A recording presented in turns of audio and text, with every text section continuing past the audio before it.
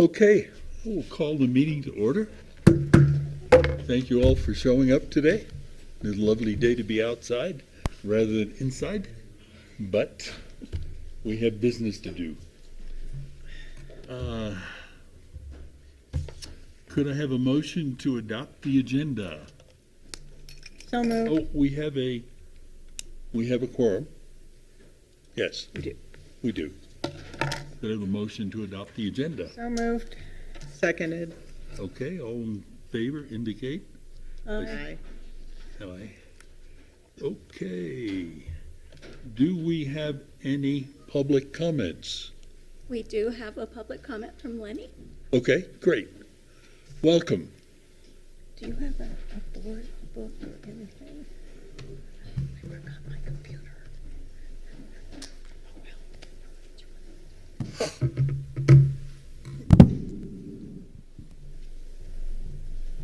Okay. Is this working? Yes? No? I think so. Yes. Yes? Closer. Okay. That's Oh, it. that's even louder. Wow. That's good. It's been a long time since I've been at a governing board meeting in person, so this is nice to not be seeing it on a computer screen. I'm Professor Lenny Ganis. I am a professor of biology, and I'm also the union president for SFCC, AFT, AAUP. And I wanted to address today a couple of things. And the first is, last week I had a full-time faculty member contact me to tell me that they were leaving SFCC for a better paying position elsewhere. The faculty member is dedicated to the mission of the college and changing the lives of our students. But this faculty member told me that they can no longer afford to work at SFCC for the low salary that we pay. This colleague who contacted me last week is one of at least 7 that we've counted, faculty members who have left over the last 4 years because of the pay at SFCC is so low. These faculty members left to take a better paying job elsewhere and not to retire. Now, perhaps 7 faculty member leaving to take a position with better pay doesn't sound like very many, but let's put this in context. There are currently 48 full-time faculty, down from 67 full-time faculty 4 years ago. That's a 30% reduction in faculty members. And these 7 faculty that are leaving represent 10% of the faculty body, and they take with them decades of teaching experience from both here at SFCC and from other institutions where they might have taught beforehand. And faculty and administration have a shared interest in keeping experienced faculty at SFCC because these faculty are undertaking the core mission of SFCC, teaching our students. The average 9-month faculty salary is approximately $63,000, and this is an experienced and well-trained group of 48 faculty. 56% of them have masters, 31% have doctorates.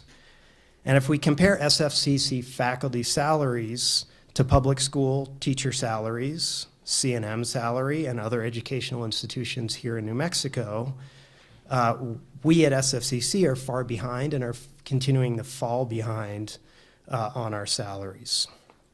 Just an example, a starting level 2 teacher at SF Santa Fe Public Schools with a bachelor's degree are making more than full-time faculty at SFCC. Is it any wonder that faculty are leaving to work elsewhere where salaries are higher? SFCC employees have been asked to tighten our belts and work for the good of the college and students over many years. 2 obvious examples. One, for years, employees were told that that raises weren't available because the college needed to build up reserves to avoid the annual low point in college cash balance, as it's been called the Valley of Death. Two, faculty worked very hard to teach at the start of COVID, putting the college's entire curriculum online in a very short period of time. The college now has a multi-million-dollar surplus, and it's time to start compensating faculty and other employees so we can afford to live in the community that we serve. Faculty need to receive regular and consistent cost of living increases. They also need to have avenues for significant raises and opportunities to earn increased compensation. Currently, the only way to stay at SFCC and to earn significantly more money is to move into administration. Some faculty are interested in doing this, moving into administration, but many want to continue to serve students directly and should not be penalized financially for doing so. I'm happy to answer any questions. Thank you very much. Any have a questions, question. please? Yeah, thank you. Would just tell you we share your concerns, and there's a limited way to approach this, it seems, with the state. And so I would ask you, will the union plan on being at the legislative session to advocate for students this coming year, Sure. with the other We have unions? We are part of AFT, which has a regular presence at the legislature. Okay. And certainly if faculty showing up at hearings is helpful, we would be very happy to. Okay. Well, we look forward to That's seeing you something there. that you could let us know about. If you know, for example, I know that President Rowley is, through New Mexico Independent Community Colleges, is asking for something like 10% raise. If that's something, when there are hearings, that we could be useful for, we'd be very happy to show up for that. Great. Yeah, I think the more voices, the better, right? And so having our union there definitely advocates for SFCC.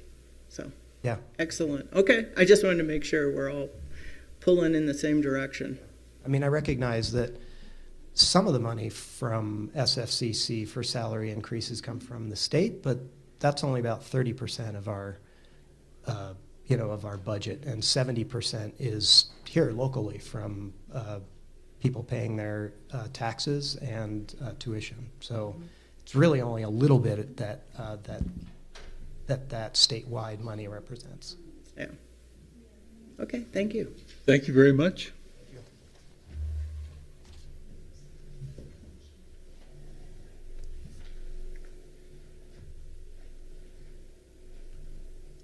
Do we have any other public comment?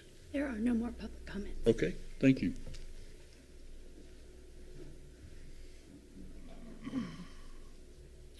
And now we would have President Rowley's report. Thank you, Mr. Chair. I will start with the Employees of the Month. For the Pass It Forward Award for October, we have Shirley Villalpando from the School of Business, Professional Studies, and Education, who was nominated by Loretta Lopez from Student Success. Congratulations to Shirley. She does a terrific job and is always on hand to help our students and our faculty. And for November, we have Milton Biureba from the East Wing Eatery. He's the manager there, and he was nominated by Charlie Schultz from the School of Trades, Technology, Sustainability, and Professional Studies. Congratulations to Milton also. I know he's really trying to get the East Wing Eatery fully online so that we have, it's a great opportunity for our students and also a great lunch opportunity for the rest of us. And then for the WOW-gram for October, we have Juan Alvarez de Castillo from Adult Education, who was nominated by Amna Nayar, who is the Director of Dental Health.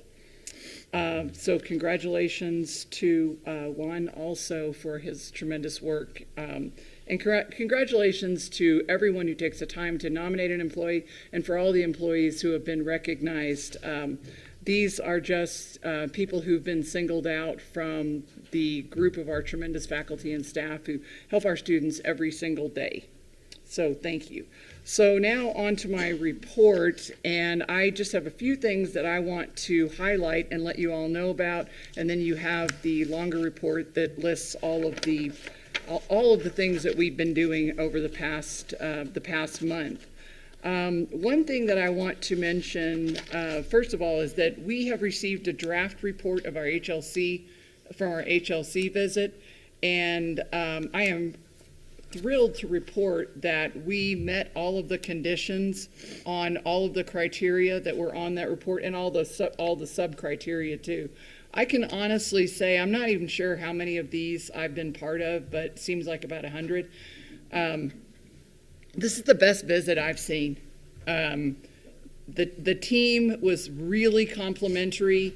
They certainly had some good suggestions for us, but I felt like our staff and faculty did a tremendous job. As you know, there were two things that they were going to follow up on from our previous report, our visit a few years ago, and one of those was assessment. And so, which we pretty much knew was going to be an issue during the last visit. But the movement in completion of assessment at a very high level among the faculty from when we had that first visit until now was really astounding. I really didn't think we could improve that much, but we really did.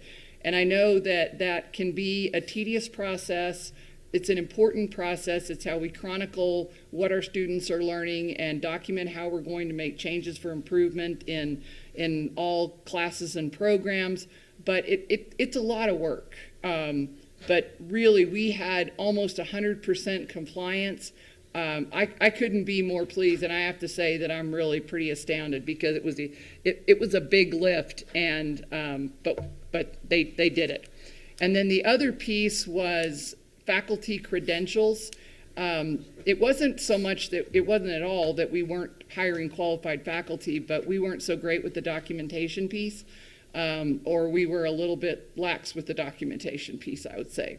So we built a new system so that we are collating all of the faculty credentials in one place online, and that puts us in a little bit more advantageous position to even improve on that system in the coming years as we continue forward with our Workday project.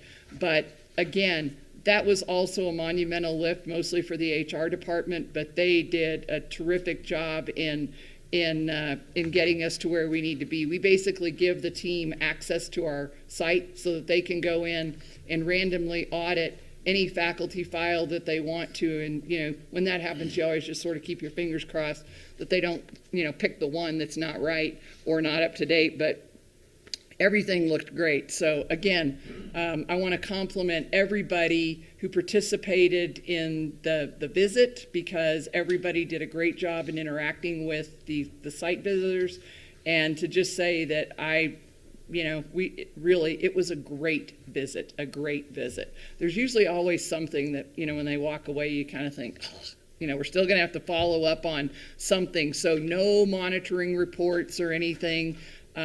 Just really fantastic. So this is not an official report yet.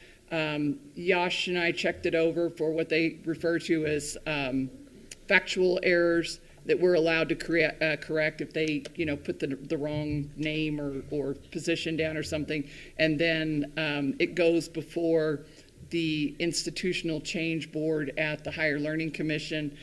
Probably, I don't know if it's January or February, they'll review it, and then we'll get an official, and we'll get the official report back from HLC shortly after that. So, but I just wanted to let you know that, it went really well. I had a great feeling about it, but, I've been wrong before. So. That's great. Yeah, so thank you to everybody for that. Couple quick things. Santa Fe Community College participated at a pretty high level Monday in the Good Jobs, Great Cities convening at the convention center, or the convention center on Monday. This was mostly a city project, but it's the small team that I've been part of to create an economic development and workforce infrastructure in the city of Santa Fe. the city of Santa Fe received this grant. The grant is not money. The grant is to make you part of an academy, so people can help with technical assistance. But there were a lot of people from the city that participated, and a lot of people from the National League of Cities in DC that came for that too. So I'm looking forward to hearing more about how to do that. We are moving forward with bringing KSFR, the college's radio station, into the college's infrastructure. We've been working on this for a few months, but we're still seeking a legislative appropriation through Senator Worth's office to help offset some of the costs that will be associated with mostly really benefits. But other than that, KSFR is going to bring all of their grants over to the college. Some will likely sit with the foundation, and the foundation gets to up its count and everything. And then they will run their own show. They will be completely independent in their programming. And so I can't stress that enough, because that is a very important thing for a public radio station. We will not be commenting on their programming unless something really terrible were to happen. So the purpose of bringing them over is to allow them to function more as a radio station and not focus so much on, they don't really have the bandwidth to do their own payroll, to handle their own business processes. They're doing it, but I'm not really quite sure how they manage to get it done. Part of the time, the general manager has not been getting a paycheck, and so by coming on board with the college, we can also help them with grant writing and things like that. So I think they'll be able to do radio station things at a much higher level. Question on that. Yes. So just to be clear, so they're becoming our employees? Yes. Okay, and how many of them are there? 4 maybe? Does that sound 5? 5? 5. Okay. Yeah, not that many. They have a lot of volunteers. Right, that yes. do programming and everything, Yes. but and then they have a contract engineer that they work with. Mm-hmm. They also have a contract with Ernie Sanchez for their FCC stuff. So Lynn is working on creating a document that documents what we're doing. Because right now, one of the tricks is that I think it was about 2013 that the college essentially outsourced the radios. They got dumped. Yeah. Yes, so there's a management contract with something called the Northern New Mexico Radio Foundation that we do not pay. So they have they manage the station for no money from us, and it's just they can't do it. They can't keep it up.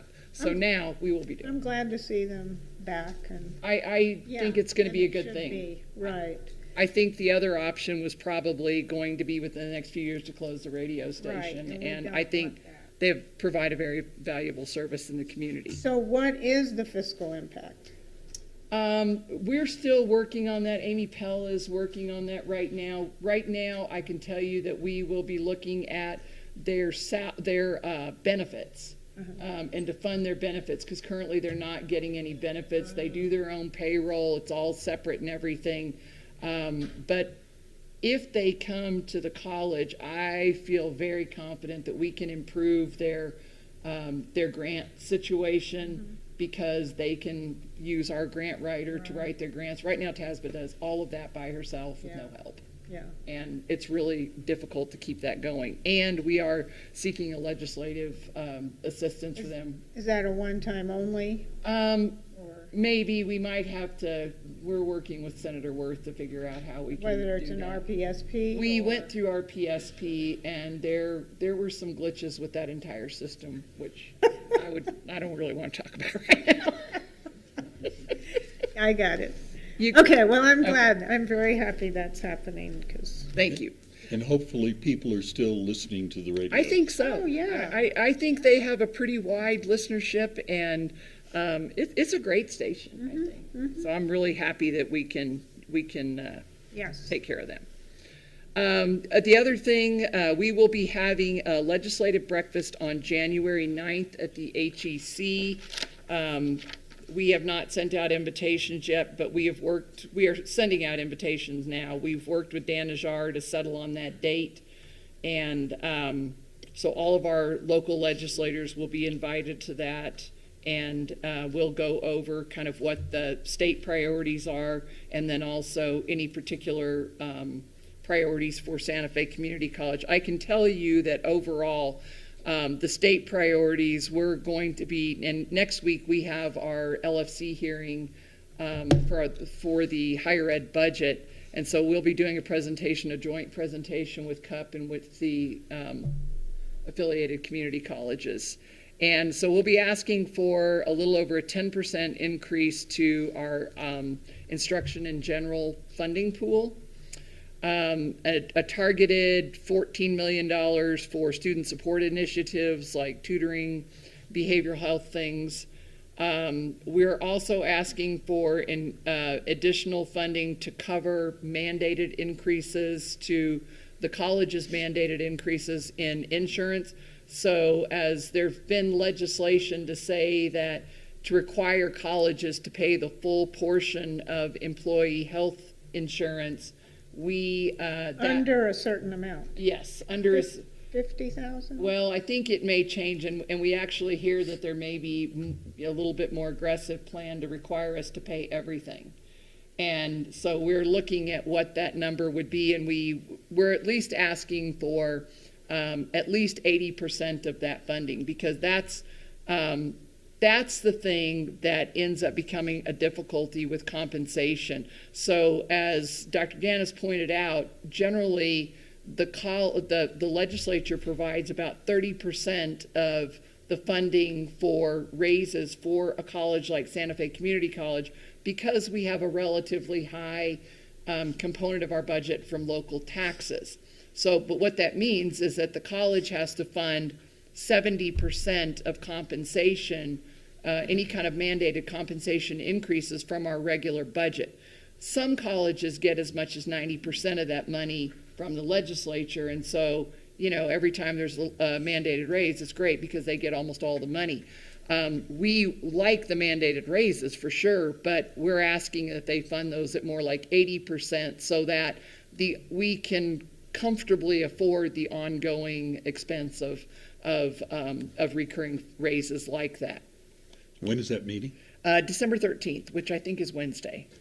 And would it be useful and or possible for board members to Sure. attend? It's anybody. They're all public meetings.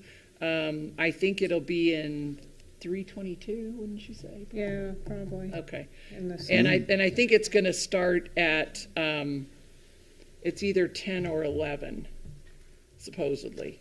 Again, the time can be a fluid thing for those meetings. Yeah, I have it scheduled at 11 at this point. So Okay. yeah, no, anybody who is interested is welcome and I would say encouraged to attend. So that might be an opportunity also for some faculty to attend.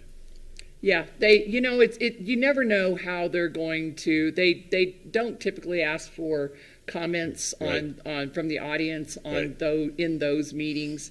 But to learn about Oh yeah, who's saying what and sort of It's a very then good place to give for that. comment afterwards is worthwhile. yeah, it's a very good place for that. And then we are asking for, I don't know what the number's going to be, but close to 10% compensation increase. I will say that I have heard somewhere, and I'm not exactly sure who I heard this, where I heard this, not directly from a legislator, but like third hand, that the Senate Finance is not supportive right now of a very large compensation increase. I think it was Senate Finance, and so what we're trying to educate them on is Dr. Yanis is totally right that what has happened is that public education teachers all employees have been given significant raises, and so an incoming public school teacher is not going to make under $50,000, but most of them are going to make $60,000, and they might make $70,000, and with generally quite a bit less education. And so those are mandated raises, but all of those school districts get all of the money to fund all of those raises, and we don't. And so I think that community colleges are often left out because they tend to look at 4-year salaries, and you're right, a UNM professor makes a lot more than a community college professor, and that will always be the case. It's just there's a huge difference in the way that we're funded, but the legislature has sort of left out our sector in that there are a lot of community colleges in our state that pay way less than $50,000 for a person coming in. So I'm not saying our $63,000 is good, but it's well above the average in our state.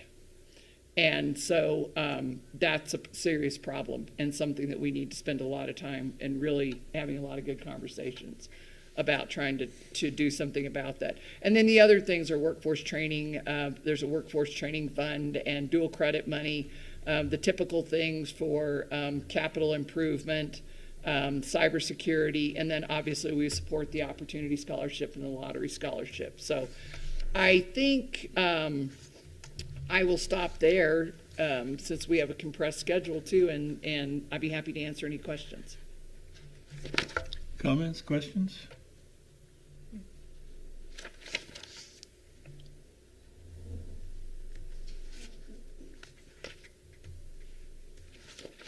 Okay, thank you, President Rowley. Now, enrollment and retention report.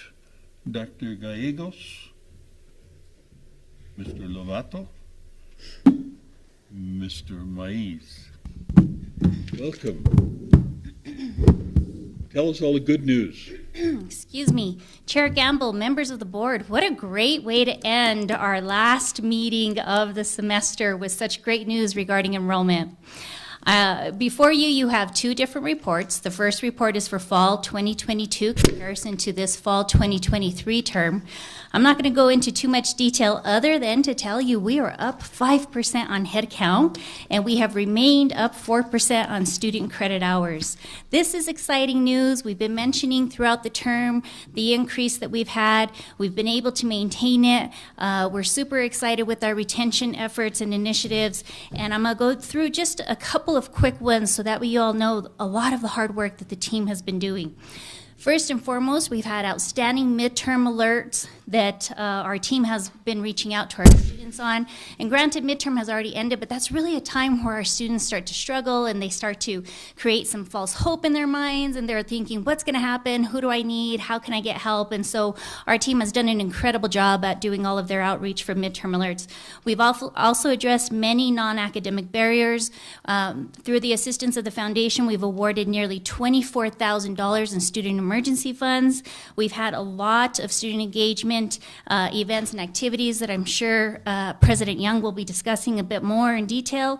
We've had outstanding online counseling services and in-person counseling services, and we have had nearly 7,000 people benefit from our campus cupboard and campus exchange.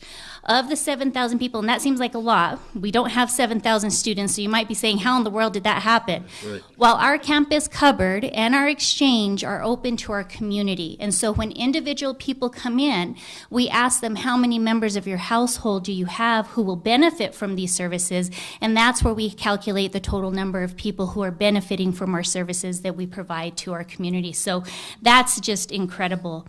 We've also done some incredible recruitment and outreach in collaboration with our outstanding marketing efforts. We have had intentional personal outreach from postcards to letters, emails, text messaging, strong efforts all around in student affairs and across the campus, specifically advising sessions, financial aid workshops that are continually happening for all of our students. We've had major selection sessions, so students who don't know what they want to major in, but they know they want a degree, we're having special sessions just for those students to really try and help them and guide them through the right process. We've also had an outstanding orientations in the earlier fall that we're going to start preparing and planning for specific groups of students for the spring semester. So we are working with 3 3 semesters at a time. Our team is doing an incredible job, and a lot of their work and hard work and efforts is why we're at where we're at with our fall numbers. I know that my colleague is going to share some more information with you, but I quickly wanted to go over our spring comparison, spring 2023 to spring 2024 numbers. It's still very, very early. Again, I'm not going to go into too much detail, but what I will share with you is if you turn the page, they are double-sided, and you turn the page, and on the second page you'll see that right now we're in the 4th week of early registration for spring. When we compare our spring 2023 numbers to 2024, we are at 11% increase in headcount right now. Again, it's still very early. And here's where we're really excited. We're up 24% in student credit hours right now in comparison to where we were at last year. We continue to push our efforts on financial assistance and helping students with that. And I think our numbers really, where you see our financial aid, our FAFSA and Pell numbers, that doesn't really reflect all of the work that our financial aid team is doing, because we must remember that some of our funding, such as Opportunity Scholarship, does not require a FAFSA application. However, we strongly encourage it. So there's still a lot of work and effort that's being done through that process. We have a lot of scholarships that are still available that we're really working with our students to try and get. We're working directly with the foundation to identify some of those gaps where some of our students might still need some additional funding. So there is a constant pulse on creating a very student-centered, intentional outreach and efforts for our current students and for those who are yet to come. So I'm going to pass it over to my colleague, but I will be here if you all have any additional questions. Thank you so much, Thomasina. Chair Gamble, members of the board, and President Rowley. I am going to be brief, but I want to give you 3 key highlights regarding dual credit. First one, as Thomasina was saying, week 4 of the registration period for spring 2024, and I am proud to say that we are already at over 400 registered dual credit students. So we are averaging 100 registered dual credit students a week. Now, I don't think that we're going to keep up that giant number, but it is something to be optimistic about when we are talking about the spring 2024 semester and what that means for dual credit enrollment. Now, currently, for fall 2023, we are experiencing the largest number of enrolled dual credit students in any fall that we have ever had in the history of this institution. Spring, we had our largest ever in spring 2019, but I am very optimistic that we can either get close to matching spring 2019 or flat out smashing that record, given where we are right now at the 4th week of the spring semester, for spring registration, I should say. Another thing that I wanted to highlight, and I think this is really important and something that we're really proud of here overall at Santa Fe Community College. So there was a recent article, I believe it was in October, from CNBC talking about dual credit and the national trends of dual enrollment across the country. And they were talking about how dual enrollment is really increasing nationwide. However, one thing that they did highlight, one of the deficiencies that they're seeing is that there is still a significant number of students of color who are underrepresented when we're talking about dual credit opportunities nationwide. That's nationwide. Just ran a report for fall 2023. 81% of our dual credit students, 81% are students of color. We are the complete opposite of the national trend, and we are extremely proud of that. Not only that, our students overall are some of the most successful students in all of SFCC. Our dual credit success rate overall last year, 86%. So again, there's a lot to celebrate. Our students are showing that they are rising to the occasion. And the last thing that I wanted to highlight is that our cohort classes, our dual credit classes that are offered on the high school campuses, those continue to grow, continue to increase, which means more opportunities and more potential pathways for our students. For example, we have had greenhouse. We're bringing back welding at ECO, Early College Opportunities High School. We have Spanish cohorts. We have film, medical pathways, you name it, they are continuing to grow. Again, hoping that in the long run, the students will start with those cohorts and want to continue at Santa Fe Community College once they graduate from high school and matriculate seamlessly with us so that they can get that certificate or that degree. So a lot to be excited about. And like my colleague, Dr. Ortiz Gallegos was saying, we stand for any questions. Chair Gamble. Sounds wonderful. Sounds like you guys are busy. That's good. Glad to hear it. I guess two questions. A lot of the data here is about the students. And not only dual credit, but also students who are enrolling. What are they enrolling in? What is attracting them? Is there something different? Is there some change? Is there a change in what we're offering? Is there a change in what they're seeing as more attractive? Why, in other words, why the change? Chair Gamble, members of the board, thank you so much for that question. We're going to be looking at that a little bit more in detail at the end of the semester and really start dissecting our data and answering those questions specifically. But if we start taking a look at really what is attracting our students is, number one, we're more accessible than most institutions. We're available. We offer multiple modalities. We have excellent faculty who are really connected to our students, and the services that we provide online and in person is just impeccable. So first of all, on the front end, I think that's what's really important.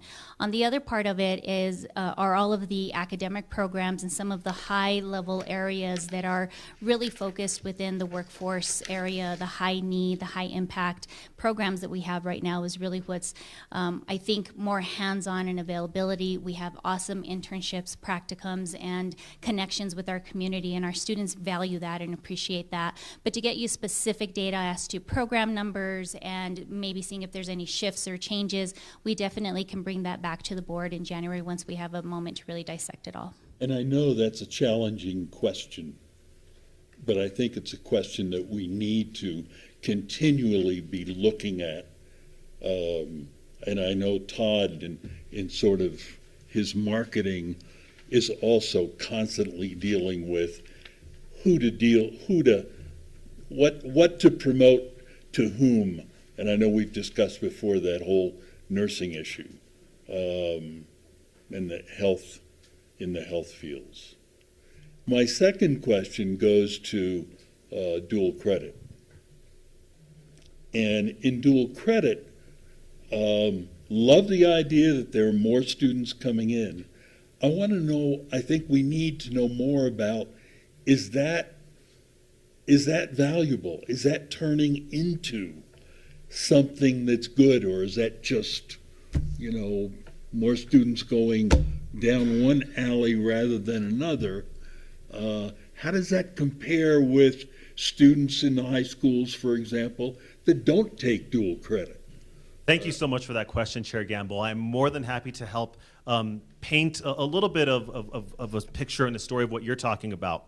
So our dual credit matriculation, meaning that getting our dual credit students, anybody who ever took a dual credit class at Santa Fe Community College, and getting them to commit to matriculate to SFCC once they graduate has been a challenge, especially once we're talking about after the pandemic.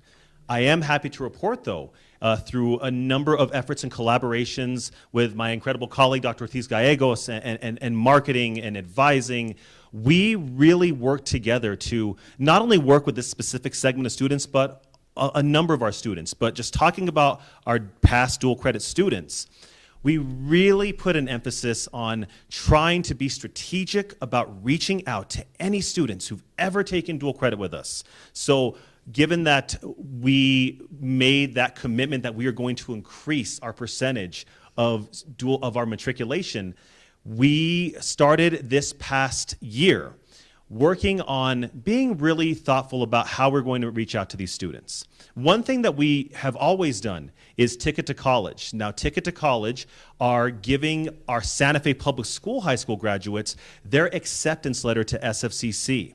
Now, even if the students aren't officially accepted to Santa Fe Community College, it congratulates them from graduating from high school and kind of gives them a little bit of an introductory level guide about how to get started at SFCC if they do not yet have an A number or a student ID number with us. We did that for the longest time, over a decade, with Santa Fe Public Schools. We decided to do that with any single one of our students who have taken dual credit with us. So for the class of 2023, that graduating class of 2023, we ran a report of who were our dual credit seniors, who was going to be graduating in 2023. And we made sure to give every single one of those students their ticket to college, their acceptance letter into SFCC. Not only that, we followed up with text messaging, emails, snail mail, and any students that showed any interest, we would reach out to them and we would work with them. And then we would do that warm handoff to our advisors or to the testing center or to any other specific resource or area that these students needed to be. And I said this in a previous board report, but I am happy to repeat this because I think it's really important. From fall 2022 to fall 2023, just comparing fall to fall, not the overall year, but from fall to fall, our dual credit matriculation, so any students that graduated in 2023, that increased by over 26% in comparison to fall 2022. And again, yes, we do not want students to waste classes. Yes, we want students to take dual credit with SFCC. We want them to get their feet wet and their toes wet and learn a little bit more about what it means to be a college student. But we also need to make sure that it's more than just putting butts in seats. It's more than just patting our enrollment and patting ourselves on the back saying, look, we have 800 dual credit students this semester. We also have to make sure that these classes are meaningful, meaning, are they going to go towards some certificate or degree? If that's the case, then yes, we want that class as part of our approved list of dual credit classes. So it's more than just them taking classes. We want to make sure that they're meaningful and that they are going to go towards a degree or certificate, and that we are going to entice, inspire, and motivate these students to want to continue with us so that they can earn that certificate or degree. I hope that answered your question, Chair Gamble, member of the board. It does. I have a little more of a question, though, on that same point. Namely, what is our goal with dual credit students? You talked about matriculation at the community college. Does dual credit also stimulate students to simply go elsewhere?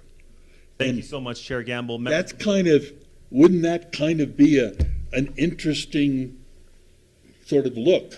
So to answer your question, Chair Gamble, members of the board, President Rowley, yes, absolutely. So there are a number of students, in particular from the early college charter high school that happens to be on this campus, the master's program. And Santa Fe Indian School is another example where they're really giving their students the flexibility and autonomy to take as many dual credit classes as possible here at SFCC or on their respective campus like Santa Fe Indian School, to the point to where they are able to have the opportunity to get a year, sometimes 2 full years of college credit out of the way, with the goal in mind of making that transfer to a 4-year institution, whether here in the state of New Mexico or outside of the state of New Mexico. For example, Santa Fe Indian School, their leadership, they are not shy and they're very transparent in letting anyone know that they expect their students, the vast majority of their high school students, when they graduate, they want them to go to an Ivy League. It is Ivy League or bust in a lot of cases with Santa Fe Indian School. But they're also saying that Santa Fe Community College plays a significant role in getting those students prepared, knowing what it is to be a college student, and being as successful as possible so that once they graduate from high school, yes, they can attend SFCC, especially if they live in the immediate area, but they're really looking at wanting those students to excel and move on to a 4-year school, but they're aiming at Ivy Leagues. Right. But we do absolutely serve that need to get them started on that academic journey. Right. Yeah, well, it's very impressive what you're doing, getting students enrolled and certainly getting students enrolled in dual credit. Sounds wonderful. Questions, comments? I have a question or a comment, actually. So, we all remember well coming out of COVID, right? And we had such a struggle getting our enrollment numbers up. And now I'm noticing and reading that the national trend enrollment is on the rise everywhere, which I think is great. And I wanted to thank you guys for doing such a great job making sure that we're right in there with the national trend of getting the enrollment up. Thank you. Okay, thank you very much. Thank you. Keep up the good work.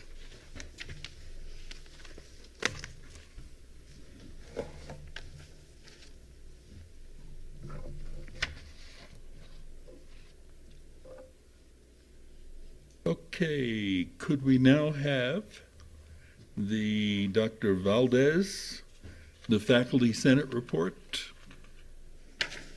Good afternoon, everyone. Can you hear? Yes. Hey, Jared. Great. How are you? Good. Good to see you, Dr. Rowley, Chairman Gamble, members of the boards, colleagues. Hope you all had a great and productive semester.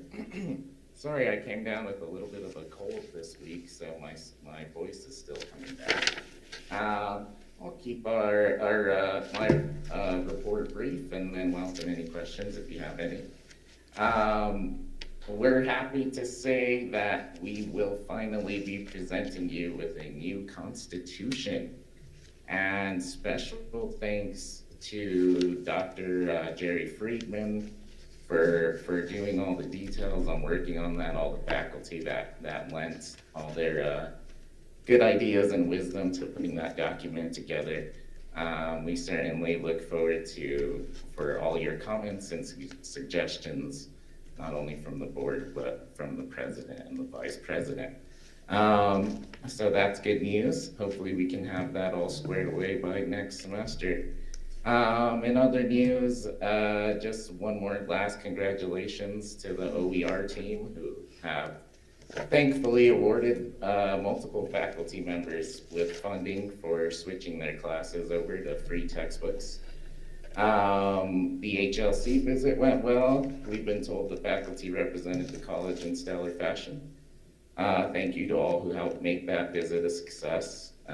Even the campus looks great now with the paint and, all that good stuff. So that was great to hear. We recently had our last faculty senate meeting of the semester. We went over various points, had our officer reports, and looked over future initiatives, which included the HR onboarding process, which many faculty felt concerned that there's a lack of attention given in this matter. So we hope as a faculty we can help improve this process by perhaps creating new faculty canvas shells, a training session, or potentially even a faculty handbook that we're gonna get a team to write, so that would be great. And also the continuation of a strong professional development day. Given the success of the most recent training, faculty wants to be assured that the future PD days will be given the same support and hopefully will continue to evolve and grow in the future. And finally, I'd just like to end my little brief report here by saying a special farewell to Drs. David Seco and Isabel Bournet, whose dedication, humor, wisdom, and a lifetime of work to the college will always be appreciated.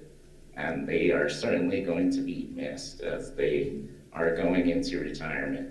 In fact, Dr. Bournet was one of my first inspirations as my literature teacher once upon a time, a long time ago. So farewell to them and all the best in their future endeavors.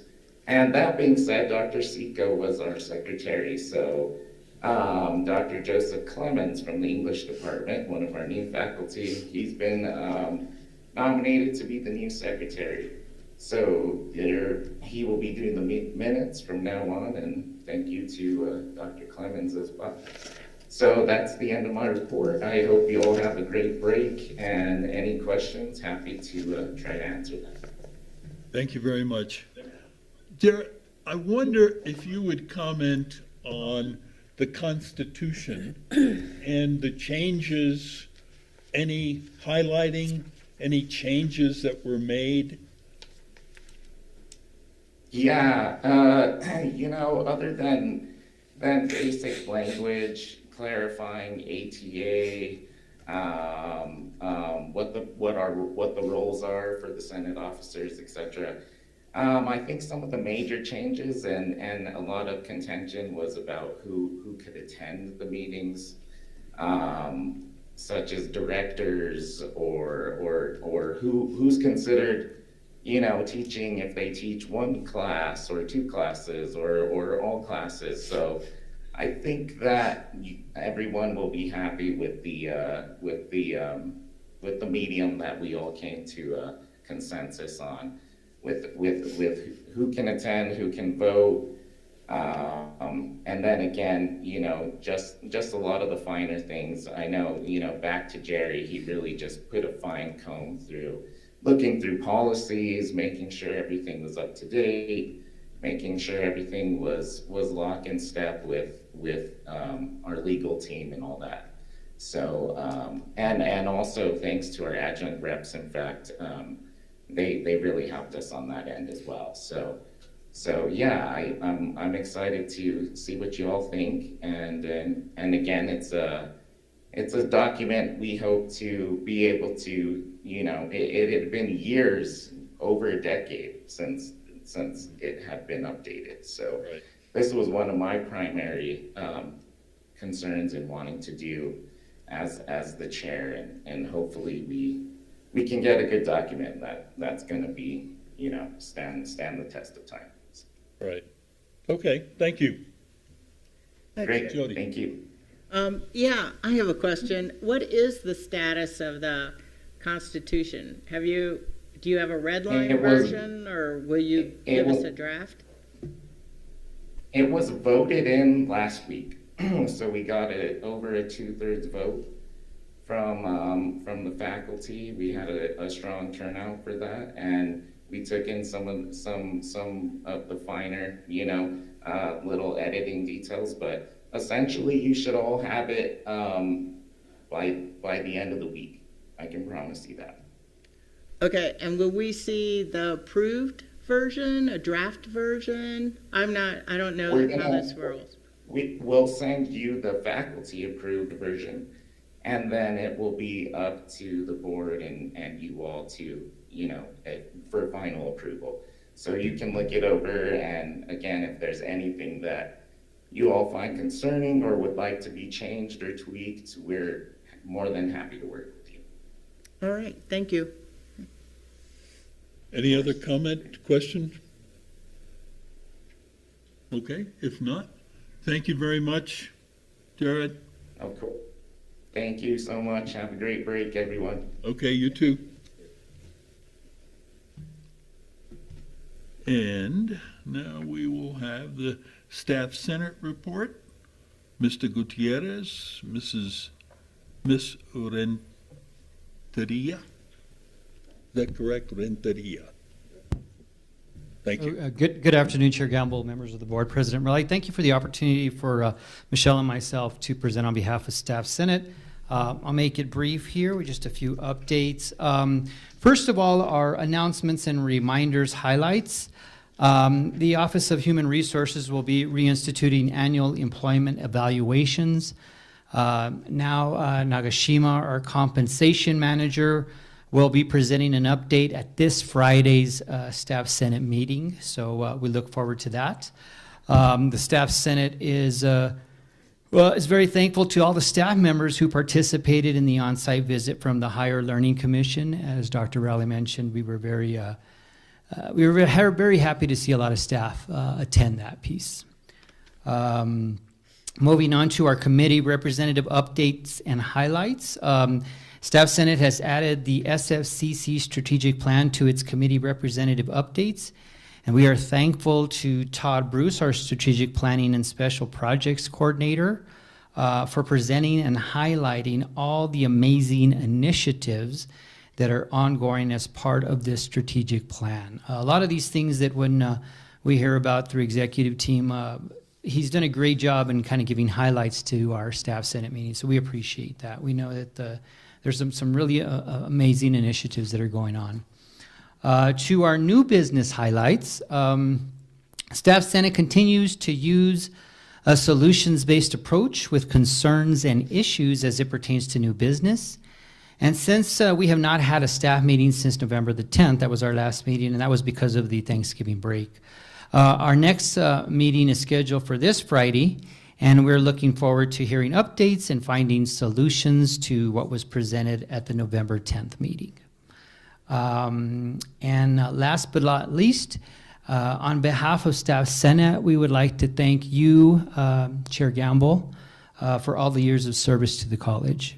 We thank you for your continued support of our students' success, and we wish you the best. I'll turn it over to my colleague if you want to add anything, Michelle. Did you need to? It was mentioned during the HLC that we should invite you to the staff meeting, so we would love to extend an invitation. If you'd like to attend, we do attend virtually, so we could just send you the link if you're interested in attending any of our meetings. Good to see. It would be nice to see you there. Thank you. So that staff meeting is when? They're every other Friday. So our Friday, and then the staff. We don't want to conflict with Faculty Senate. So our next one is this Friday, of course, which will be the 10th, and that'll be our last Staff Senate meeting until the beginning of the year when we come back from convocation. We get together. We'll have a joint meeting with Faculty Senate. I'll meet with Dr. Valdez, and we'll put together during convocation. We have our meeting. They have their meeting at the same time, and then we have a joint meeting, and then we set up our schedule, so they're every other Friday.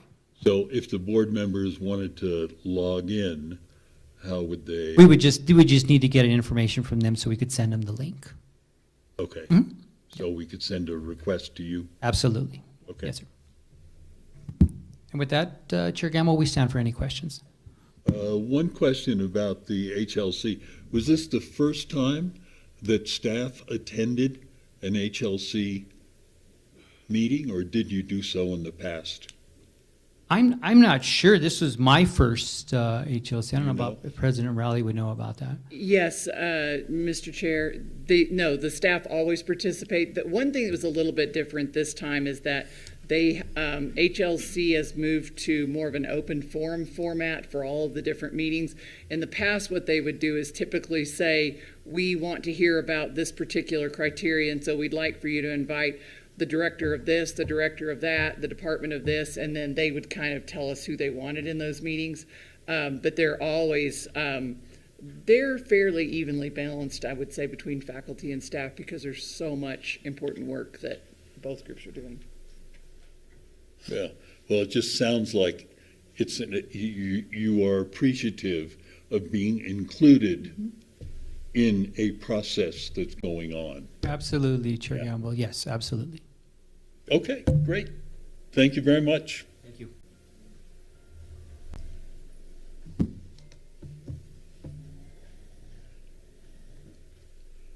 And now we turn to our student representative, Aiden Young, who will give us a report on students. Absolutely. Is the microphone on? Can everyone hear me? Okay. Well, thank you again for the opportunity to sit with you all, Chair Gamble, members of the board, and President Rowley.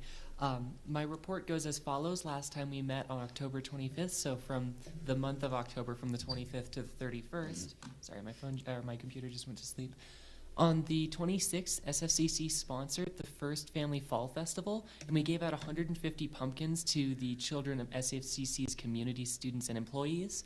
We celebrated the event with music, pumpkin painting, and mask-making stations, popcorn, and pizzas for all. So we saw lots of engagement from our campus's little ones especially, and the parents of those little ones.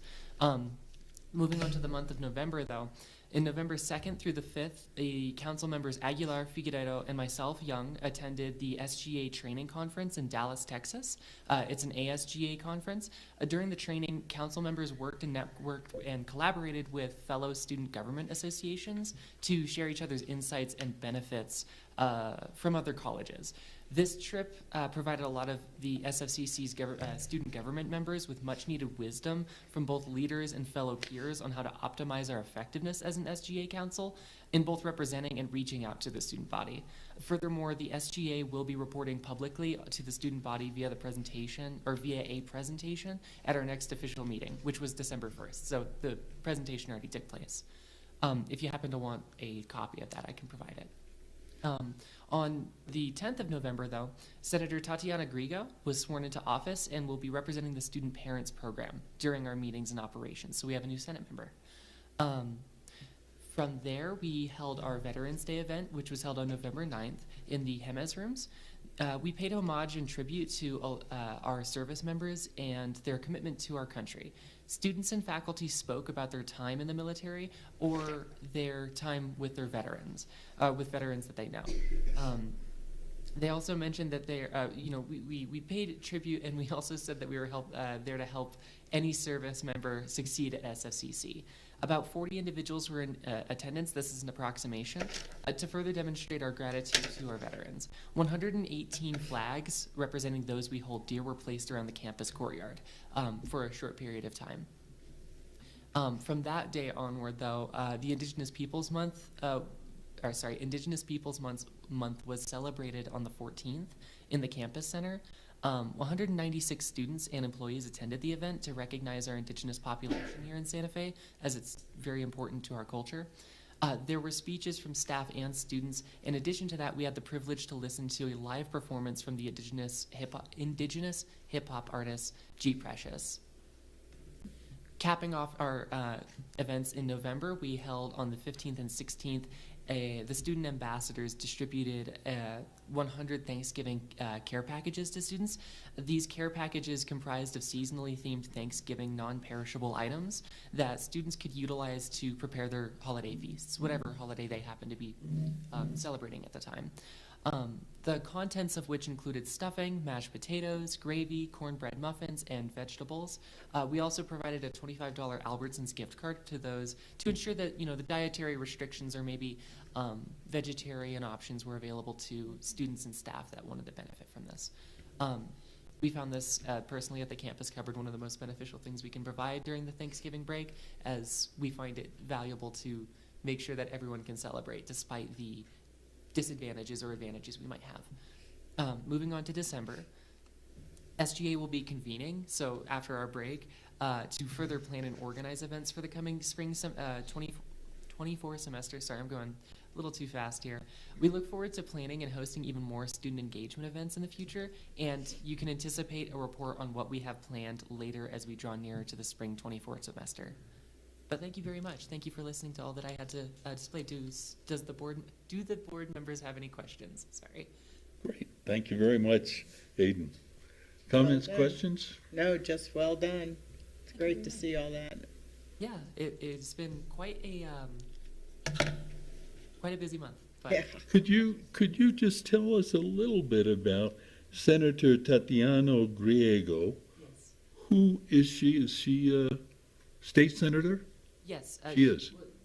Yeah, Tatiana Grigo is a senator that was sworn into office, and she, oh gosh, I'm trying to remember her major now at this point, but yes, she was sworn in fairly recently. She wasn't able to participate in our Dallas trip due to the kind of late entry into her status. She is a senator that was appointed by the president. There are a few positions that are appointed by the president and the council.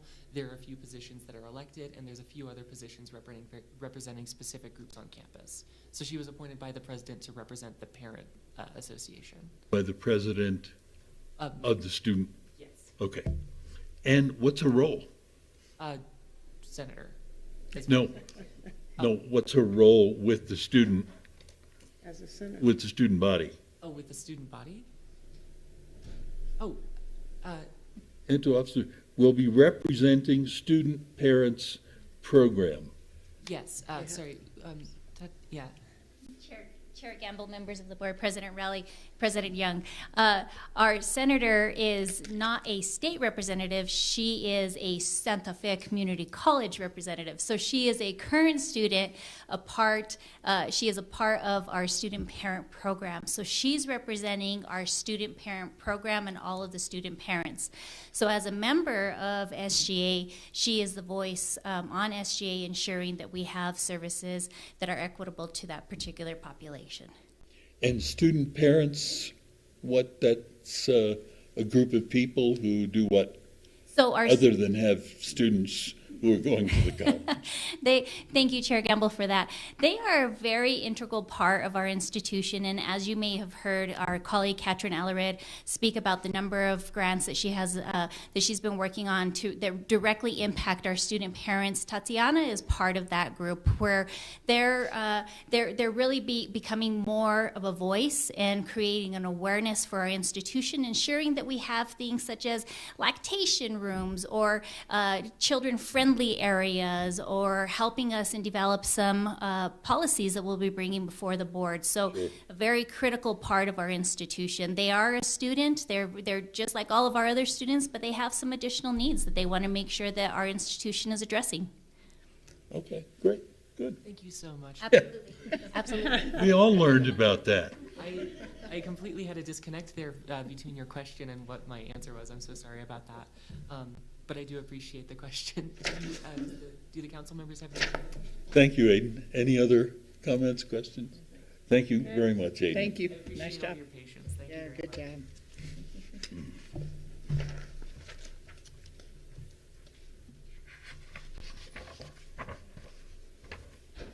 Okay, we now have the approval of the consent agenda.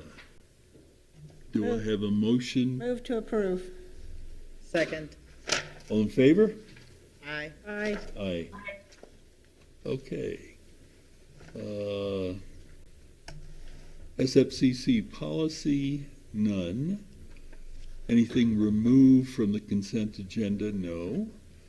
Now we have, good, a financial report. And there he is all ready for us. I am ready. Look at that, golly. Thank you, Nick. Mr. Chair, board members, President Rowley, we are going to be looking at the financials for the end of October 2023 and looking at the management discussion and analysis at the end of October. You see in your packet that the college had $39 million at the end of October 2023 compared to 37 million in the prior year. That's a cash increase of 2.4 million. Tuition and fees revenue were up, totaling 4.1 million this October, and that's compared to 2.9 million in the prior year. And that is an increase in tuition fee revenue of $1.3 million. Quite a substantial increase over the year there. State appropriation revenue was 5.2, and that was about flat to and even to the last year in October 2022. Taking a look at local mill levy appropriations, that was $251,000 received through October 2023, and that's the year-to-date amount. And in the prior year, we had received $581,000. That's decreased $73,000 over the year. Do remember that we get our first large infusion of mill levy revenues in December and January with the property taxes that are due on, I believe, December 10th for the first half. And then the second half comes from the second half property tax collections, I think, that are due around May 10th. So May and June is the second large infusion of mill levy revenues to the college. So on the expense side, we had expenses increasing 17% and up $2 million. And That totaled 13.4 million at the end of October. ING compensation was up 37%, up a total of $3 million for a total of 11.4 million in compensation. And the expense, supplies, utilities expenses were totaling $2 million this October, and we're down over the year, 1.2 million, down 37%. That's the summary of the MD&A, and so if you have any questions on that, I'm happy to try to answer them. So, Just one question when you finish. go ahead, Linda. So, are we getting any income revenue off of this operating account? Interest? Yes, we are. Correct. And yeah, where is that reflected? That's going to be reflected in the, well, let's see if it's.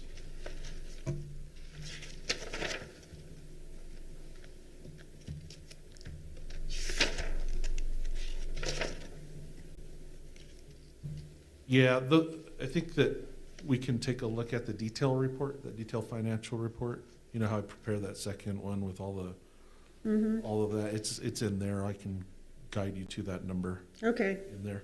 okay. You want to quickly take a look at the detailed report, Mr. Chair? Sure. Is that on E12? No. Let's Page- see. There's a page 2, cash and bank. Is that where Yeah, you that's where reflect it the starts. interest? Yeah, that's where it starts, but that interest amount is in another category in the ING fund. Okay. But just real quick, to go over the numbers, I kind of mentioned this, but you can see the detail per line item in the operating account. That blue column is where you see the 39 million this year compared to about 37 last year. Okay, what page are you on? Yeah, what page? I'm in the cash and bank page. Page 3 or 2? Yeah, what number page? You don't have the book, so you don't have the I don't know. numbers. No, the numbers are on. See, there's 2s and 3s. Keep going down. Keep going. The cash and bank, I think, is another page 2. It's page And then there's a page 3 beyond it. E8 for us. Page, that says page 2 at the bottom. E8? I think it's E8 for us, Okay, on the top of the page. okay. Okay. On the Operating computer. account.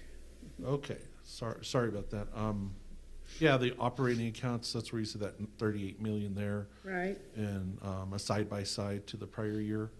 $303,000 for the reserve for NMFA bonds. okay, but that doesn't tell me the income off of the, Right, so Account. keep going to the next page. oh, okay. 3. Mason, you want to scroll down one? Yeah. Thanks. So in the revenue, Other sources? it is other sources, correct? And you'll see that at other sources, last year we had 87,398 at October, and this year we have $288,819 for a large year-to-year increase there. Most of the other sources revenue is the bank balance, but we also account for some indirect cost recovery off of grants in that category as well. So that is not necessarily the actual income interest off of the operating account. Not all of it.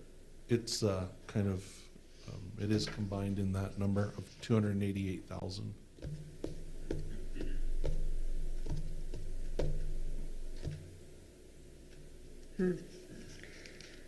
Okay, well, I'll ask you later what that real number is, Okay, and I'll start since you putting it don't in have here it, yeah.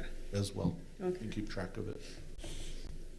And I guess these charts, unless you're going to give us a magnifying glass, you're going to have to do something else with these charts. It's Because bigger when you They're read them not- on your computer. they're not Yeah, they're readable. bigger on the computer. Well, Okay.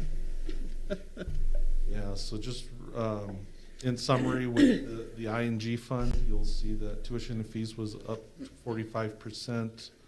A lot of that is due to higher student credit hours that we've been tracking, and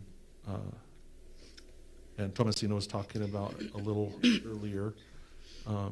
Revenue. Most of the revenue in that category comes from in district students taking more credit hours, so that's why that's gone up quite a bit.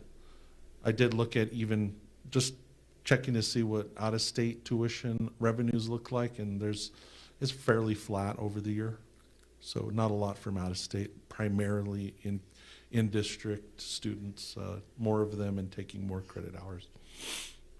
On the expense side, you see that all of our different exhibits 10 through 14, instruction through plant operation maintenance, they're up generally 17%. If you kind of total up all of those amounts there. And is that inflation, or is that?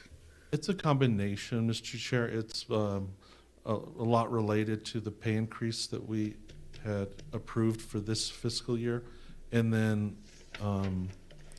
also filling a lot of vacant positions that were probably vacant last year. Yeah. So with that, any questions on the detail? Just a quick question on the broadband dollars that came in. Is that reflected? Not in this report, Mr. Chair, but it should be reported next time we meet. Okay. Because we just received it this week, so that's for the January. January meeting. We'll talk about November and December. Okay. Why did we get broadband dollars? From the state? No. Oh, the federal. Yeah. No, it was. The licenses that we sold. Oh, that one. Oh, thank you. It's done. Okay, good. It's done. Okay, so turning to page 4 real quickly, you can kind of just see the numbers for public service, where we have the conference center, kids campus, and the firstborn program, and everything here looks on track. Kids campus has a positive balance of $203,000 at the end of October. Firstborn also has a positive balance of $103,000, and the conference center also has $172,254 available.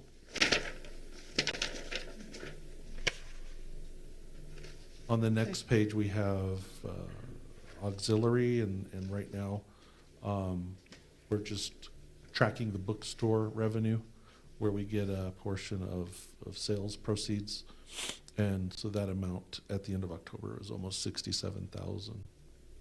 So that's the percentage that we have gotten from the total sales? Yeah, through October. And who are we contracting with? Follett. Follett, okay.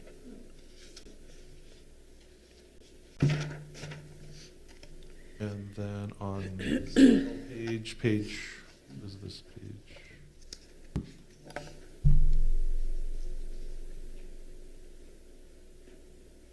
Okay, I don't see a number on this page, but it should be page 6, and it's the plant fund. You'll see that we have a lot going on in our plant fund with a lot of different projects related to the different categories here, but we see a lot of expenditures in state bonds, some remaining local bonds. The New Mexico Department of Information Technology, we have some funding for our chess project there, and ETN projects of about $1 million. The main thing to keep track of on this sheet is the column titled Institutional Money Policy, and that's where you see the 12.7 million that's required reserve there, and then we have to the left of that column, we have $9.8 million of institutional money that's been planned for maintaining a balanced budget through future years related to pay increases that we've approved this year and last year. So that's where those $2 amounts are. Nick, Yes. question, that 839,123 that was a transfer out, that was from the previous month, right? That's the transfer out we talked about a month ago. Yeah, that's Yeah, that's okay. the It's amount. not new, okay. That's the amount for this year. Yeah. You know how we're planning to use some of it Every year That's for the- salaries, okay. That's the first transfer out from that fund. Okay, thank you. And that's it, Mr. Chair. That's the financials for the end of October. Okay. And just want to say things look on track, and they're to be what I would expect with our planning and our budget and how our spending occurs during the year through October. Mm-hmm. That's good. Any other comments, questions? Okay. Move to approve. Second. All We're in favor? ready to vote. We're ready. George. All in favor? Aye. Aye. Okay. Approved. Oh, did I hear a member? Pierre. Donna's on? Pierre on? Okay. Okay. Oh, I'm here. Snuck in just after you all started. okay. Hey, Pierre. Very Hello. good. Mr. Chair, maybe we can make this next item the quickest approved item. Move to approve. That was pretty quick. So this one is the approval of the HED, Higher Education Department, first quarter financial report. It's really straightforward. We're required to do this quarterly, and we're reporting everything on this that's asked on this form. It's positive for Santa Fe Community College. No issues that we're reporting to the department through the first quarter of this fiscal year. So Nick, just a quick question. Has anything changed on this report since last quarter? It doesn't look to me like anything's changed in the last year. No. Okay, all right, just check. It's all the same It's all the questions. same, okay. It's pretty basic. You're just looking for straight nose. It's just the Yeah. Looking for what? Straight nose. their Okay. form. And yeah, we do need a vote on that one. So. Okay, can I have a motion? Second. All in favor? Aye. Aye. Aye. Okay. Okay. All right, that was pretty quick, Nick. Thank you. Yes, I think we have one more item Stucco. for the HED forms related to our stucco project that we're wanting to get kicked off. And I have Dobby and Lisa Coleman here from facilities to help me with this one. But I think it's pretty straightforward. We have to bring these forms to the governing board when we have a project that HED has to approve. We're asking for your approval, and then we will take this to the HED Capital Committee on December 13th. Yes. We have some funding from some state capital appropriations that have a short, they will expire, I think, at the end of this year, and so that's why we're trying to get this project moving so that we can spend down those funds through the remainder of the fiscal year through June 30th, so that we do make sure that we are using all of those capital outlay funds that we have already been granted. So that's it. If you want to kind of talk about a little bit about it, where we're going to be doing the project. Yeah, of course. Chair Gamble, members of the board. We will be focusing on two of our highest priority areas with this project. There are numerous stucco parapets along many areas of our roof that are failing and crumbling. I'm sure those are visible to you as you enter the building and as you are moving around campus. These are susceptible not only to water intrusion, but also to the freeze-thaw cycle, so they're just going to get much worse. A couple other places we're going to address with this first batch of funding are two areas in the main courtyard and main entry, or I'm sorry, 3 areas within the main courtyard and main entry that are not currently ADA compliant. So we have approximately $698,000 available, And these two portions of this project come out to about $697,000. So we will be able to spend almost all of this available funding on this first portion of the project. Yes, and this project's really related to the current capital outlay that we have to spend down, and then we will continue some stucco work with our new 2023 local geo bond as well, because there's a lot of work that needs to be done all around the facility, and we want to do as much as we can never really do all of it all at once, so it'll always be kind of a phased project to continuously repair when needed and when it's time to work on that stucco around the campus. Is there any sort of innovation now in stucco that is more reflective of sunlight? Just trying to think about, I know there are paints that are more reflective of sunlight, and those are being used in some places, but I'm wondering about stucco. Yes, Chair Gamble, members of the board, we're actually testing a couple of areas, not with brand new products, but there are newer products. We're actually, some of the actual penthouses, we're actually doing the walls up there because they get hit the hardest with the sun and they get beat down. And in fact, over the East Wing Eatery, you can see one side where just a whole section of stucco came down. But it's like, you've probably heard of the elastomeric products. Right. It's kind of like that. And so it's actually the company that we use for our roofing that does all our coatings, which have held up fantastic. This is a product from them. And we're starting to, like I said, do our penthouses to start with because they get hit the hardest. And we're going to see how that turns out and then kind of go. We did do a test area, I want to say 7 years ago, over the campus center, just one kind of 10-foot square to see how it came out. And it's lasted amazing. So that's what we're going to start looking at. Of course, it is a little more expensive, but if it lasts longer, then that's what we're going to start. But like I said, we're going to start with all of our penthouses and then go from there. So I'm just trying to think about, what we're doing on campus overall to both utilize the sun and reduce greenhouse gases, and I know there are a lot of different things, and it sounds like your product, from everything we've seen so far, it should last, and that's what I want to start leading to in the next coming years, to try and make this last longer, just like our roofs. Like I said, that the product has been doing fantastic on our roofs. I'm hoping that this will last just like our roofs are. Okay, great, thank you. Chair, I have a question. So was this on our facility conditions index list, and where was it? And did it rise above any other priorities? Do you recall if it was? It's on our master plan.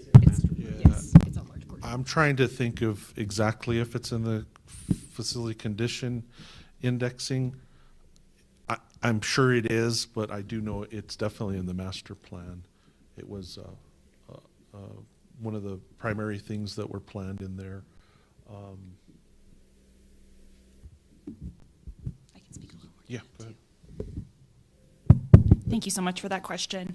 McLean & You is the architecture firm that we are working with on this stucco project. They also did the master plan. So they are extremely familiar with the facility condition index, and some of that was used as kind of a jumping off point to get this project started. Okay, to identify where we were going to do it. Exactly. Okay, all right. That's what I want to see, is that after we did all that, we're using it to knock down our priorities of worst things first. So, okay. Thanks. Other comments, questions? Anything else, Nick? That's it. We need to vote on this one? Please. Okay, do I hear a motion? Move to approve. Second. And A vote? Aye. Aye. Okay. Aye. It is approved unanimously. Thank you. Thank you.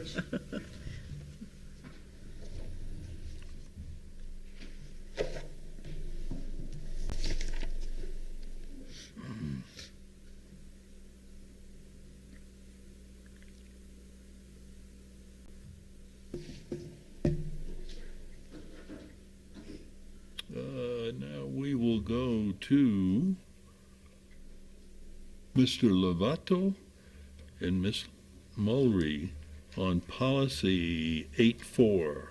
First reading. Thank you.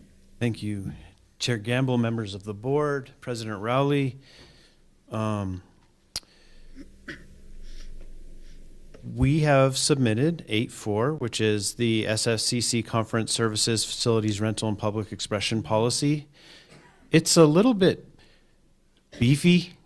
So I have a question. I guess I'd defer to Chair Gamble. Would you like me to review this kind of through as a read through, or if you all have had a chance to read this and would just like to ask specific questions on specific sections, that may be a faster use of our time given the shortened kind of timeline today. So it's up to you how you want to approach it. That sounds like a reasonable plan.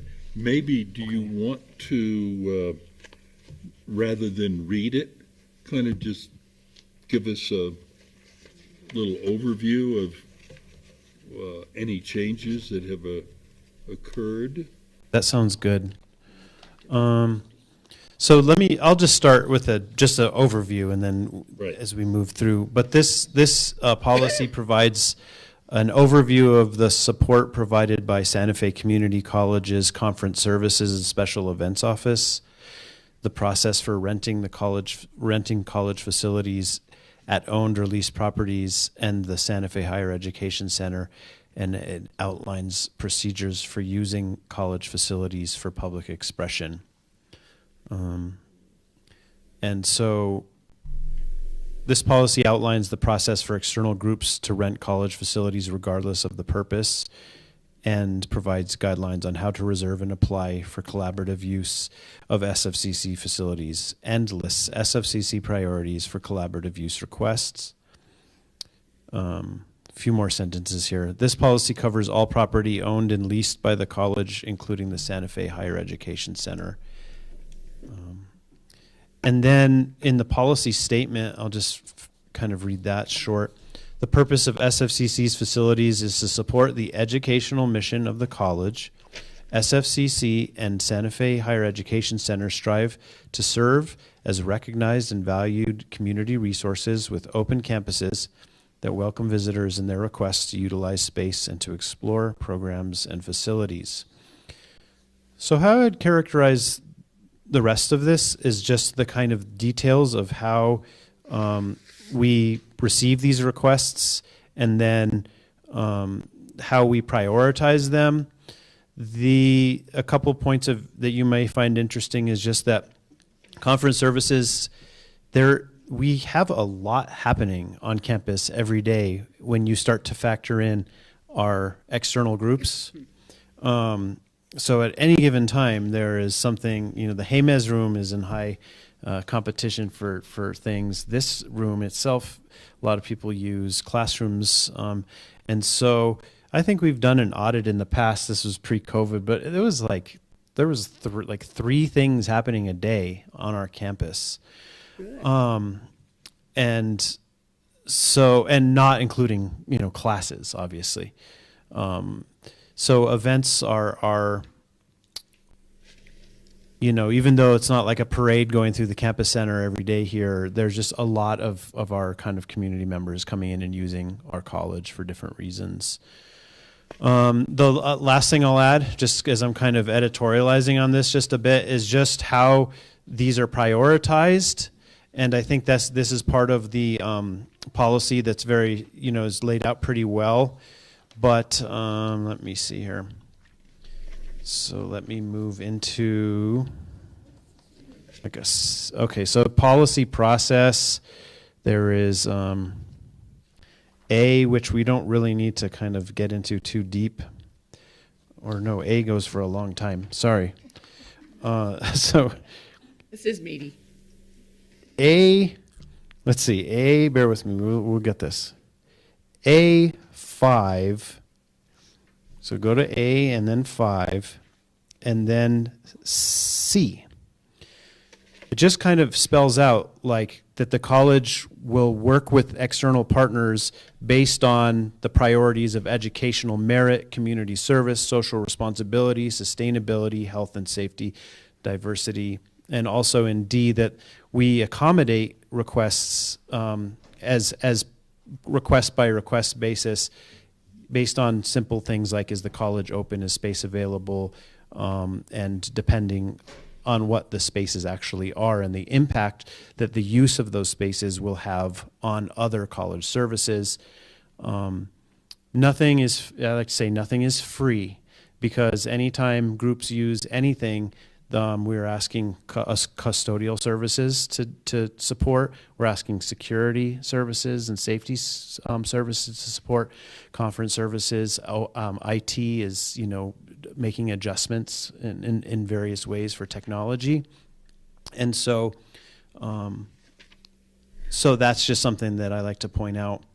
And then the kind of last piece of this here as I wrap, and I'm sure you'll have questions, but it's, if you go right to B, at the very end, right before the statement of accountability and responsibility, we just kind of spell out at the end here what happens when people want to use our public space to as a place of public expression. And over the years, decades now, this does come up occasionally where people say, I want to have a rally or some kind of a free speech kind of event. These detail how we kind of respond to those, and those just will come first to our office, and then we'll help them kind of accommodate them in a way that's appropriate. Okay, I have questions. Please. So is this all brand new?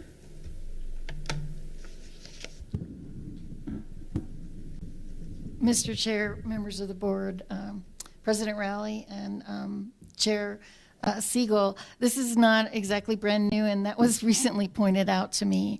We are combining policy 10-1, which was initiated under a previous president, because we get a lot, collaborative use basically means people want to use the free space. And so we had to figure out, well, this happens all the time, how do we prioritize who gets that? Mm-hmm. So part of that has been merged into here. In addition, we separated a previous policy because we were dealing with, I can't think of the one,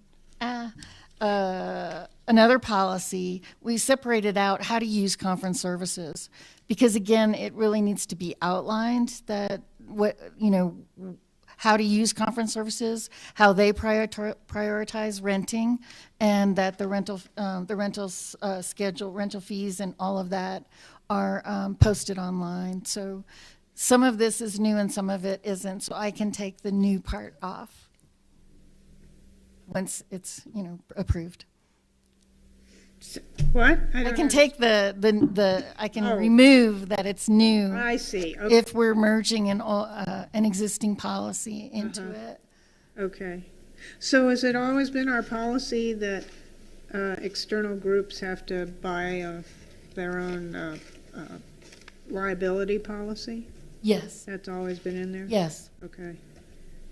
So the collaborative use, does that exempt the entity from having to pay anything? No, it doesn't. Or get the insurance policy? They still have to get insurance, don't they? They are still required to provide insurance. And they're still required. Do they get to pay less, or?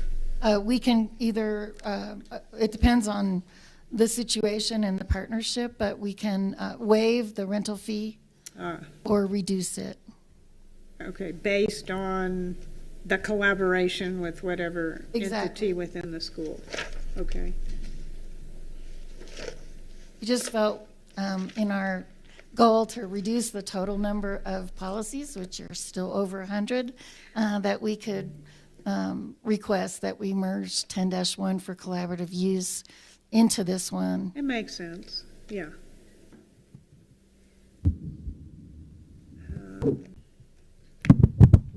I might have another one, but go ahead if anybody else has a question. Well, the scope and applicability, I noticed the first sentence says, regardless of purpose, which sort of, I guess, opens things up. And then later, you talk about the ways in which decisions would be made, which I suppose is a very open and welcoming way to do it. Saying we're open, come to us with your proposal, and we'll evaluate that. And does it say in here, is it marketing that evaluates? Yes, the way it's pointed, that's a good point. First off, Chair Gamble, the regardless of the purpose, we just underlined that with a nice big question mark to review that more closely. And yes, in here it is spelled out that conference services through the existing forms processes these, and that is part of marketing and public relations. Yep, that's a good observation. Any other questions, comments? Yes. So Yes, you Linda. define political activities, but I'm looking for where it's used.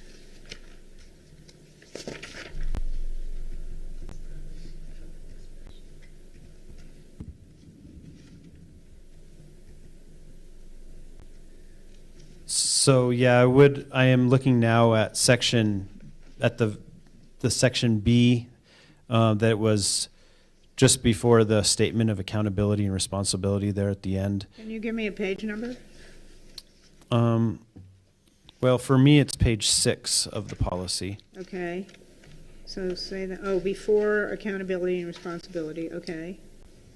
And what we have in B2 is external groups who wish to promote a political activity is what we need to probably add there. Rather than political perspective? Well, the definition is political activities. And I didn't see where we used it in the policy. Yeah. So it should be external groups who wish to promote political activity or public expression. Yes. Member Siegel, thanks for pointing that out. I should have caught that because we do try to make sure the definitions are in the text. Okay. And a entity, they have to use our food if they're going to have food, right? Correct. We Okay. have a separate policy for catering on campus, and it is to support, as you know, what has been challenging to have food services. Yeah. Okay. Food services they can decline. Yeah, but they have to be asked first. And also our culinary arts to see if our students are available to provide the request. Okay. Okay, and then, so then the fees for all of this are in procedures or something, they're not a policy. So you Correct. can We have change a separate schedule outlined on our public website that's available on our public website. Okay. Because it gets fairly detailed with the different spaces have different needs and requirements. Mm-hmm. Okay, that's all I have. And presumably there could be, in addition to that, there could be some added fees depending on, for example, if someone wanted chairs or tables or whatever. Yes, we kind of do a square footage division of square footage by these rates just to see how they kind of stack up against others, our competitors, quote unquote. Right. Which Santa Fe Community College continues to probably be one of the best bargains in town compared to anyone else for, I don't know, like a square footage comparison. But you are correct. There are impact fees that will depend on just what the event itself is asking for. Yeah, please, Jody. Yeah, so here on page 6, under 2C, you say obey all relevant college policies, and I would just have us look at page 4, under at the top of the page, under L. Let's see, where you... State, local, federal laws. Under L, where you say all users must be in compliance with college policies as well as local, state, and federal laws and regulations. You want to use your mic. Oh, sorry. And maybe, and suggest that you, for consistent language, that you use that statement completely for 2C, especially with political activity. They have to comply with law, just not college policy. Okay.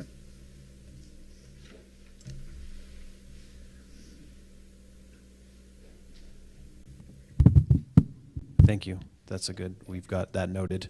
Okay.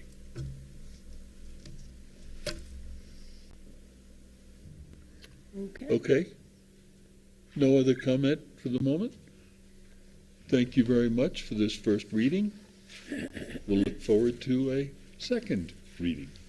Thank you very much. And while I have the opportunity, Chair Gamble, thank you for your time and your service to the college. Super grateful. Chair Gamble, I would like to echo that sentiment, especially because we work so closely on policies together. I totally appreciate all the work you put into that. Thank you. That was a lot of fun dealing with all those policies. They're better than they used to be, for sure. Okay, I guess that's it.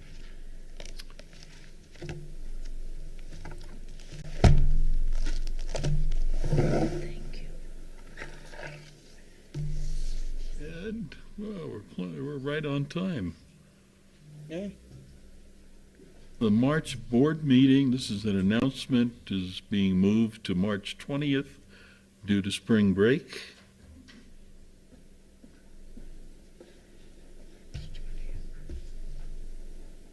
Oops. And I also want to just mention that there has been discussion on the board about, and I guess that's not in... Yeah, I have it there. We talked on the board, talked with Jody about extending the rotation of the chairmanship of the chair of the board to 1 year, or decreasing it to 1 year. And we consulted with our attorney, and she told us it would take an act of Congress to change it. It's a policy change. No, it's part of the act. It's part of the New Mexico Act. So Linda, I don't remember that. Yeah. well, Linda, we have appointed you To sort it out. to go do it. So to change the statute? However, I think, and we will leave it up to the board, the new board, to perhaps, and this was suggested by our attorney, that there could be an informal rotation that the board can just decide to do. So the chair could just, after 1 year, say, I resign, and then there would be a rotation. Right, right. And I also should mention, it came to our attention while we were doing this, that the website incorrectly lists our final date for our board members. It lists us all for 7 years rather than 6 years. It's been fixed. But it has been or is in the process of being repaired. You could never leave. You can never leave. Yeah. It's like Hotel California.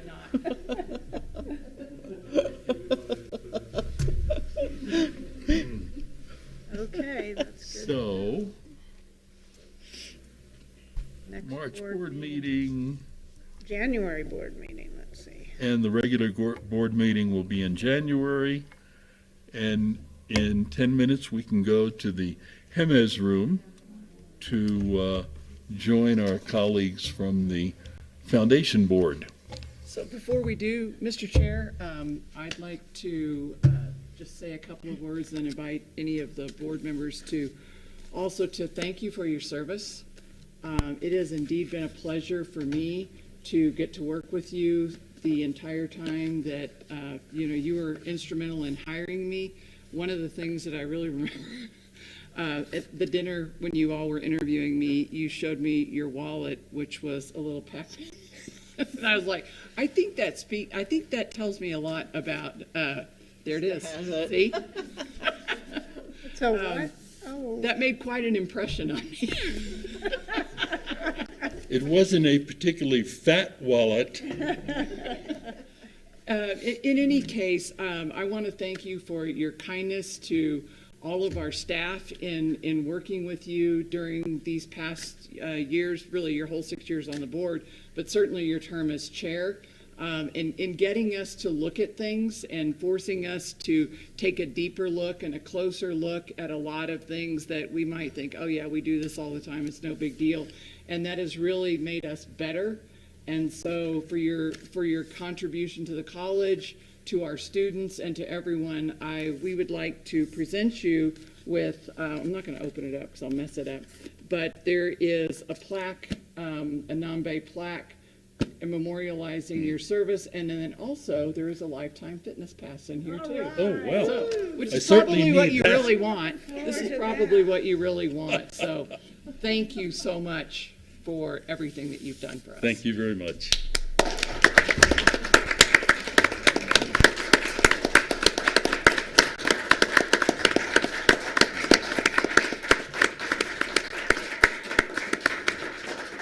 So I don't know if you'd like to make some comments or I other would. board members, then. I would, yeah.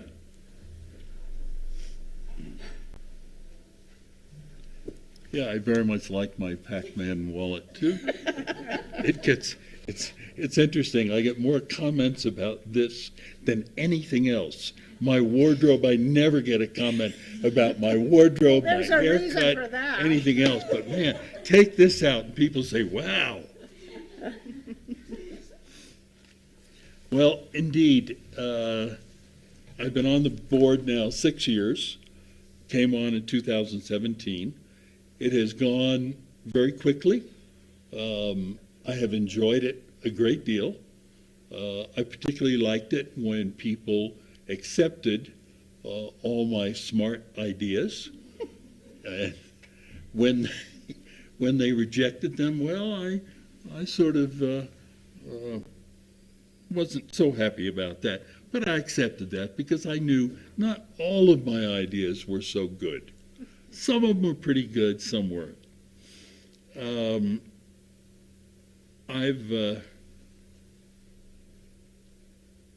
I've listened, observed, asked lots of questions, poked, nudged, and I've learned a lot. I've learned a lot from, certainly from Becky, working with her, particularly during these last 2 years, but also sort of just being around the college and talking to people and observing what's going on. I am and have been a fan of education. I think it's been a good strategy forever, helping we humans to adapt and survive. That's how we do it. Our species is known for that capacity to adapt. I did question that, particularly once in my lifetime, when I was a freshman at the university, and I flunked a differential calculus class, which was a foundation class for my mechanical engineering degree. Fortunately, someone helped me, and I recovered by rerouting my educational interests from engineering to anthropology. During my tenure on the board, a lot of things have occurred, some of which I had something to do with. I was present for all of them, but only played a small part. We got through COVID. I mean, we lost a lot of students, but we got through. The Automotive Tech Center was built, and we hired an incredible Julia Furry for running that center. We started some electric car training in that center, which was fantastic. We didn't yet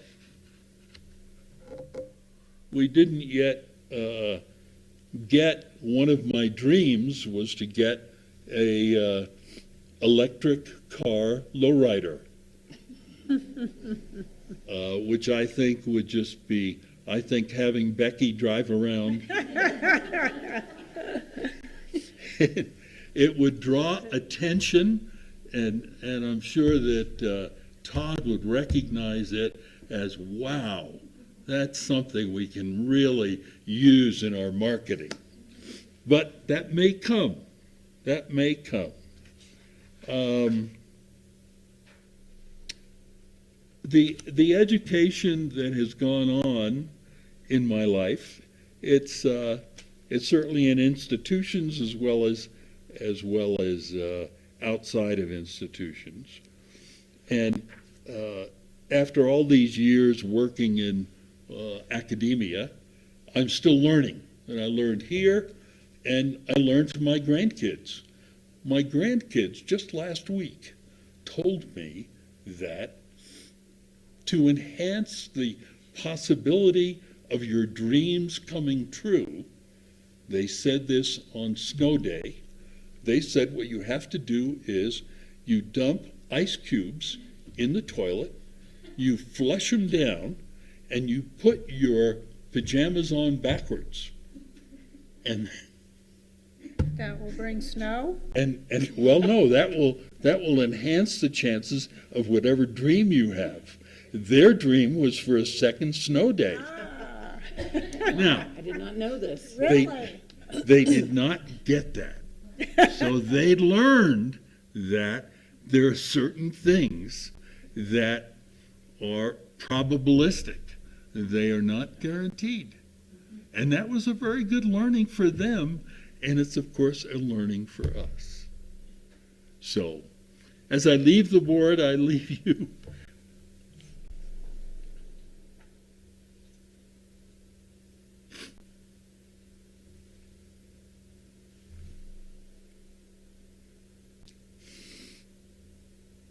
I leave you with lots of challenges,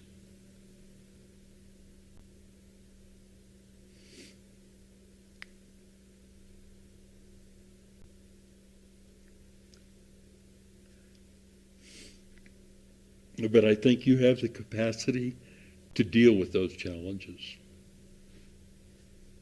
Thank you very much.